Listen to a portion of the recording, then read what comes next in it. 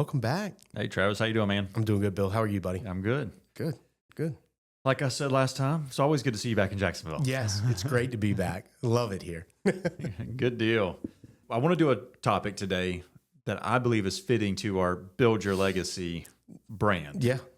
If you don't mind. And that is really talking about the perpetuation of an agency if something happens to an owner. Yeah. So again, building your legacy. We want you to build your legacy. We want you to kind of be in control of what happens if something happens to you and it doesn't just go to somebody else to figure it out for you. Yeah. I think that's a phone call that none of us ever want to get, right? And that we've gotten a couple of times, to be quite honest with you. I was going to say, unfortunately, we've gotten it a few times. And, I think we've learned through that process. I think our relationship is structured to where I don't want to say it's a benefit that you're a partner with us in case something happens. Yeah, but it is. We've got some things there to protect it for you, but we'd much rather you have a plan in place. I think that's the key that I really wanted to hit on. Yes. Is to your point is we are there to help, our partners, no ifs, ands, or buts. If we get that phone call, we are there. We're there. Probably within the couple hours, the next day, we're there getting everything situated, but we'd rather not. Right. When we partner with an agency, it's one of the topics that we try to cover within the first 6 months to a year that you're a partner, whether you're a scratch agency or an existing agency, right? We don't really deviate there. We're going, hey, let's sit down and let's have a conversation about this. While we don't ever want it to happen, we know it's going to well into the future. We need to tackle it today. We rather not go there blind. I think Right. it is a better comment that I should say is we're more than happy to go there. We want a plan in place, and we want to understand and know your wishes for what's happening. And I think that's Yes. where it is a little unnerving, I guess, to try to figure out what they would have wanted, what's going to happen, how do you do all this stuff at the same time. And like you said, you don't want to walk into that situation blind because unfortunately you don't know the state the owner's going to be in at the time. You don't know the state of the family at the time. employees, whatever it may be. Whatever it might Yeah. be. And so if there is some guidelines on what direction to go, it's much easier to navigate that. And oftentimes for the family in particular, it gives them an idea of what they're supposed to do because, if they plan with us, it's easier to work with that grieving, spouse, partner, Yep. whatever it might be, versus, trying to navigate those waters. Yep. First, I want to let's talk about if you don't have a partner in the business. Yeah. Because if you do have a partner in the business, it may look a little bit different, but there's still some points that I think we should bring up. So we first talk about this. You don't have a partner in the business. So you still probably a corporation, but you're the sole owner Right.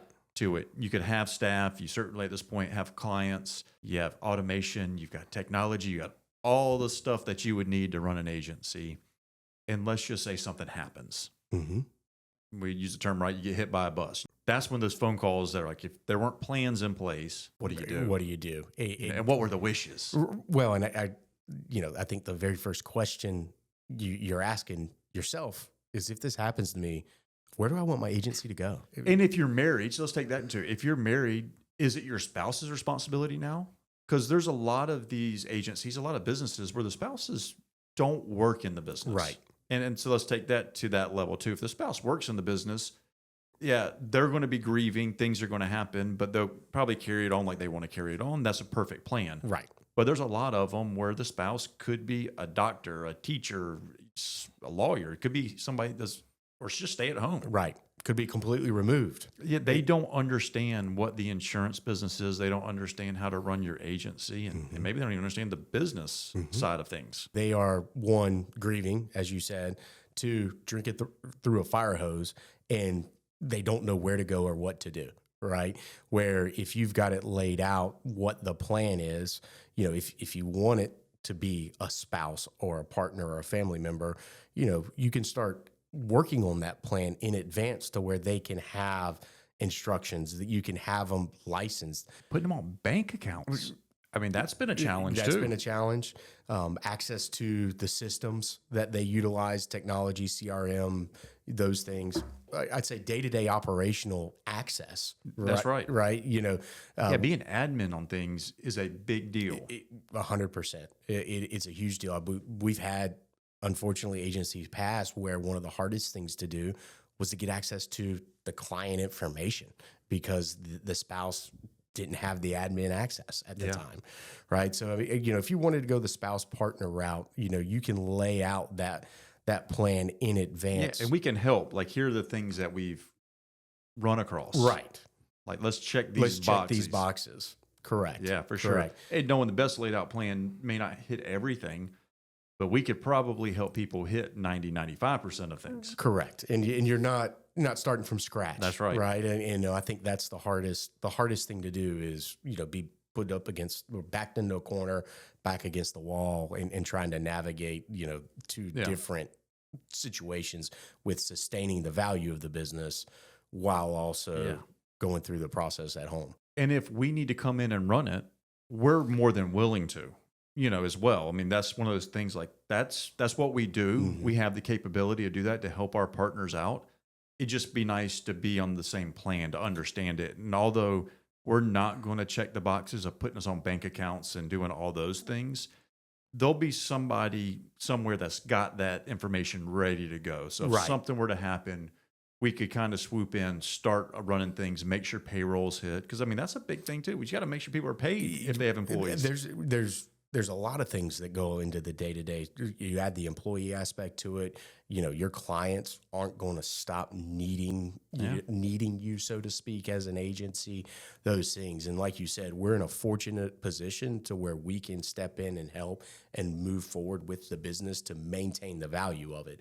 Because I think that's the other, it's going to sound bad, right? But I think that's the other thing. When something like this happens, naturally it trickles out and it automatically creates uneasiness within the client base to where they might start looking to leave and go different areas. And that could, on top of the tragedy, completely devalue or severely devalue the agency. Yeah, and I think that's a good point. Before we move on to if you have partners, is because I think that's the evolution, right? Correct. The next step has got to be, if we have to come in and sell, or whoever comes in and runs it for a period of time, it's got to be sold. Right. And our goal would be for that agency to still get as much as it can. And if you don't do the right things, you're getting pennies on the dollar for your spouse. It's a fire sale, right? Yeah. And you're just trying to offload it. Again, going back to, if you've got that plan in place, if it's the spouse, they know what to do. Should something happen, we know what to do to help them. That's right. Should something happen, to where your wishes are I don't want to say fulfilled, right? But as close to. And then everybody's taken care of as well. Exactly. Right. It's the spouse is taken care of, it's the employees are taken care of, it's the clients are taken care of. It just works. Right. If we have a plan. I mean, again, it's an asset. And everything you do should be to maintain and maximize the value of that asset. So we're still talking about building that legacy. We are. So the next side, if you have partners, now that is a little bit different, because at that point you would hope that the partner could come in and run it and do things without you. Yeah. Now, I think there's some things you got to think about. Was there life insurance in place? Different things to help them from a key man perspective. And certainly I don't mind getting somebody in later that specializes in that. Maybe something we look at doing, Travis. What's going to happen if, again, pick on this, if you are married, does your spouse automatically become a partner? And let's put you in the other thing. If you are the person, your partner is the one that got hit by the bus, do you want to be partners with that person's spouse, or do you just want some automatic triggers there? Yeah, the partnership aspect, to me, I don't want to say it's easier, right? When I look at the day-to-day operations, depending on the partnership you have, if you've got an active partner in the business, I think that's a little more sustainable, right?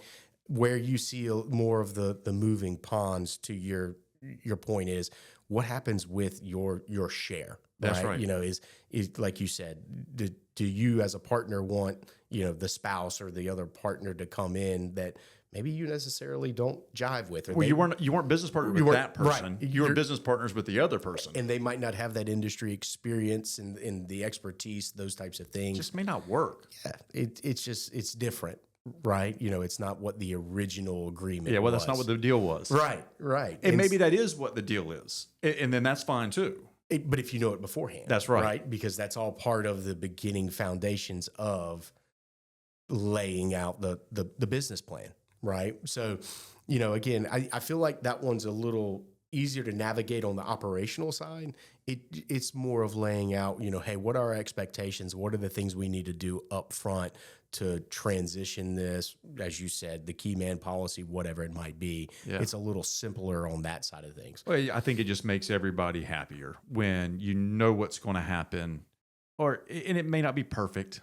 Nothing ever is, but to the best of your ability, you've done what you feel is right for your business, for your family, for all parties involved. Listen, I think, we're in the business of protecting people when the unfortunate happens, right? And it's never a good thing when a tree falls through your house, but that's what insurance is there for, is to restore you to what you were prior to that event, and help you move on. Same thing with this, right? Similarly, we don't want it to happen. We hope it never happens. Yeah, absolutely. But it's why we do it, is so that when it does happen, we can continue to move forward. Yeah. Right. So, I think it's something that a lot of agents, especially that are younger or newer, they don't really think about. But Travis, there's older people that don't think about it too. I can say that firsthand. I like to give credit where to my elders, if that makes sense. But it's one of those where it's not a fun topic. It's not a sexy topic, but it's something that you need to look at seriously as a business owner. We talk a lot about relationships and building value and driving growth. And this is just as, if not more important. Like we said, this is part of building that legacy. It is. And, carrying on the legacy that these people want, whatever that may be. So, I think it was a worthy topic for us to run through. And I do think there's some other perpetuation planning that we can do next. Yep. And, really just to help these businesses out. I agree. All right, man. All right, buddy. Good to see you. Thanks for tuning in. You can catch our Build Your Legacy Insurance Edition podcast on YouTube, Apple Podcasts, Amazon Music, Spotify, or wherever you get your podcast. Be sure to subscribe, leave us a review, or send us over a topic recommendation at podcast@SIAofNC.com. If you're interested in learning more about what we do, visit us online at www.siaofnc.com. We hope you enjoyed our newest episode. See you next week.